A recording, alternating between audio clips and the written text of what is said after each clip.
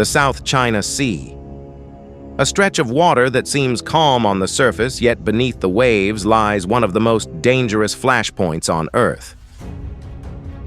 For decades, this vast maritime corridor has been a crossroads of global trade, rich natural resources, and conflicting territorial claims. But in 2025, tensions have escalated to new heights. China's Navy and Coast Guard have intensified their patrols around the disputed Scarboro Shoal, signaling a bold challenge to its neighbors and the international community. Just weeks earlier, a rare and surprising event shook observers. Two Chinese vessels collided near the shoal, a strange incident that revealed both the risks and the recklessness of China's aggressive maneuvers. At the same time, an unusual alliance is taking shape. The Philippines, Australia, and Canada have launched one of their largest ever joint military drills, rehearsing air defense and island recapture operations directly in contested waters shadowed by China. And across the strait, Taiwan has sounded the alarm, reporting that China spent over $21 billion on military drills in 2024 alone, a staggering 40% increase from the year before. This is not just a regional story. The South China Sea carries a third of the world's trade, and its narrow passages connect the economies of Asia, the Middle East, and Europe.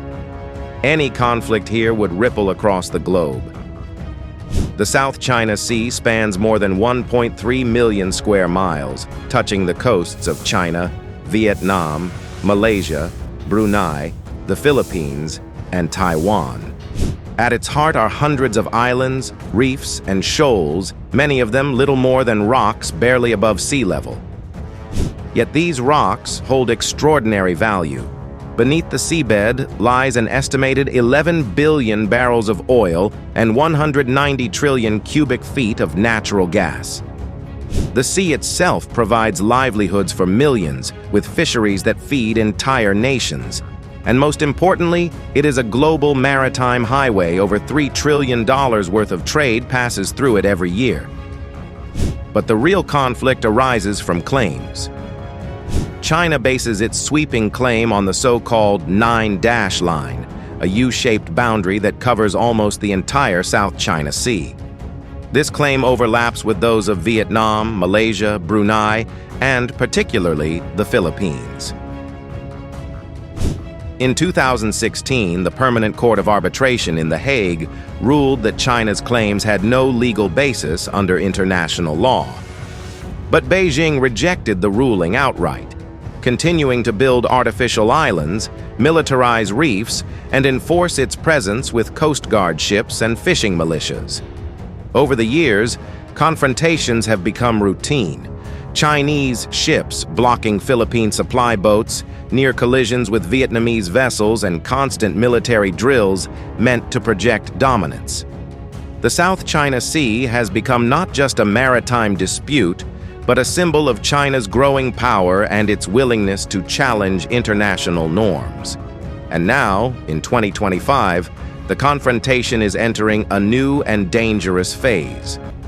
Located just 120 nautical miles from the Philippines, but nearly 500 from China's Hainan Island, Scarboro Shoal is a triangular chain of reefs and rocks. Control of the shoal means control of vital fishing grounds and a strategic foothold deep inside Southeast Asia's waters. In August 2025, China's Southern Theater Command announced new combat readiness patrols around Scarborough. Chinese Navy and Coast Guard vessels began circling the shoal, projecting power and signaling that Beijing intends to hold this ground. But an unexpected incident drew global attention. Two Chinese vessels collided with each other near the shoal. Details remain unclear whether it was poor seamanship, overcrowding of patrols, or just bad luck. But the incident highlighted how tense and chaotic the situation has become. Meanwhile, the Philippines is not standing alone.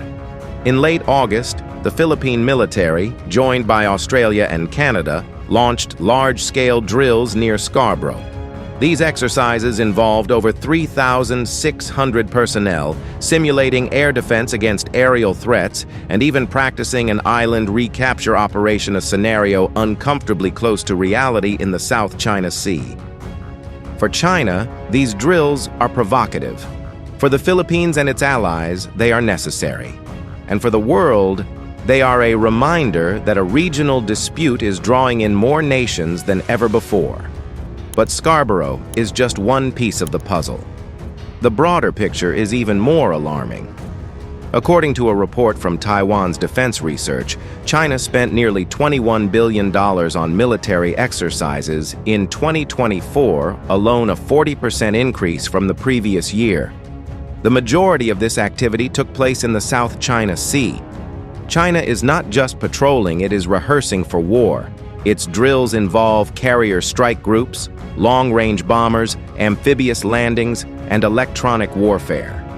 Its Coast Guard vessels, some of them larger than naval destroyers, now patrol disputed waters daily, and its artificial islands, equipped with runways and missile systems, serve as forward operating bases. The message is clear. Beijing intends to dominate the South China Sea, both militarily and politically. But this strategy comes at a cost. The more China pushes, the more its neighbors rally together, and the more the United States and its allies are drawn into the conflict. For the Philippines, the South China Sea dispute is not abstract, it is existential. Its fishermen are harassed, its supply lines to outposts are blocked, and its sovereignty is challenged daily. President Ferdinand Marcos Jr.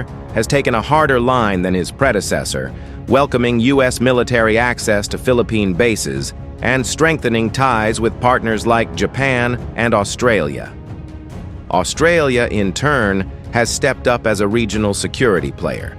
Its participation in Scarboro drills marks one of its most direct shows of force against Chinese expansion.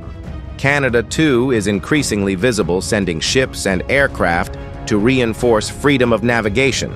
And hovering in the background, though not directly involved in this particular drill, is the United States with its aircraft carriers, submarines, and treaty obligations to defend the Philippines if attacked.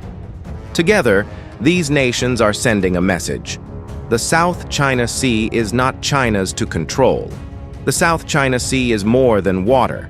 It is a mirror of the world we live in, where ambition collides with law, where power challenges principle, and where the smallest spark could ignite a storm.